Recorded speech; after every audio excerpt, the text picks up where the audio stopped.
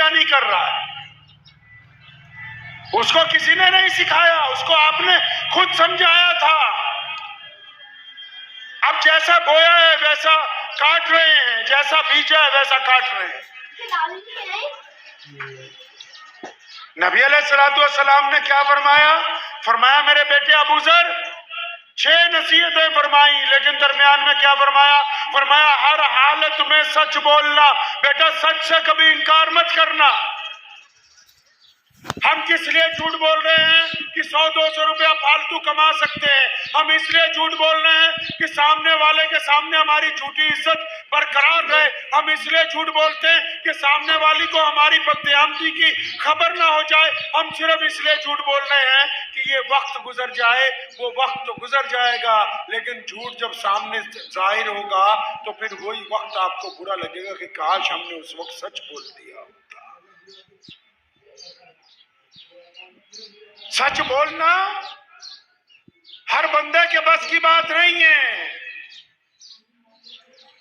और मर्दे कलंदर होता है जो सच बोलता है। और सच सिर्फ जरूरी नहीं कि मौलवी बोलते हैं, लीडर बोलते हैं। हर बंदा जिस मियार के ऊपर है, वो जिस मुकाम पे है, चाहे वो अपने घर में है, अपनी बीवी के साथ, अपने बच्चों के साथ, अपने दोस्तों के साथ, अपने पड़ोसियों के साथ, अगर ये बीवी बच्चे नाजायज मांगे कर रहे हैं, तो झूठ बोल बोल के कह रहा है कि मैं लाऊंगा, और फिर लोगों की ठगियां मार के जो इनको झूठा पैसा ला के दे रहा है, तेरे मरने के बाद इन्होंने कोई तेरे लिए दुआ नहीं कर देने की जन्नत के अंदर चला जाए। सच बोलने की आदत इस्लाम का मग़ज़ है। लोग तौहीद में झूठ बोलते थे, शिर्क करते थे। लोग रिसालत में नौज़ुबिल्लाह शिर्क करते थे कि नहीं हम फलां को अपना नबी मान सकते हैं। रसूलुल्लाह ने तौहीद में भी सच लेके आए, और फिर रिसालत में भी अल्लाह ने सच्चाई का ऐलान किया, किबले में भी सच्चाई का ऐलान किया। और जिस दीन की इब्तिदा सच बोलने से हुई हो, उस दीन के मानने वाले झूठ बोल सकते हैं, उस दीन पर चलने वाले लोग झूठ बोल सकते हैं। सच बोलने के लाखों फायदे हैं, लाखों फायदे। आपको पता है सच बोलने वाले की नमाज कबूल हो जाती है, सुना है कभी? आपको पता है सच बोलने वाले के दिल के अंदर अल्लाह नरमी पैदा कर देते हैं। आपको पता है सच बोलने वाला बुज़दिल नहीं होता। आपको पता है सच बोलने वाले के कारोबार में नुकसान नहीं होता। सच बोलने वाले की औलाद बागी नहीं होती। सच बोलने वाले की कोई बेइज्जती नहीं कर सकता। सच बोलने वाले के साथ कभी घाटे का सौदा नहीं हो सकता।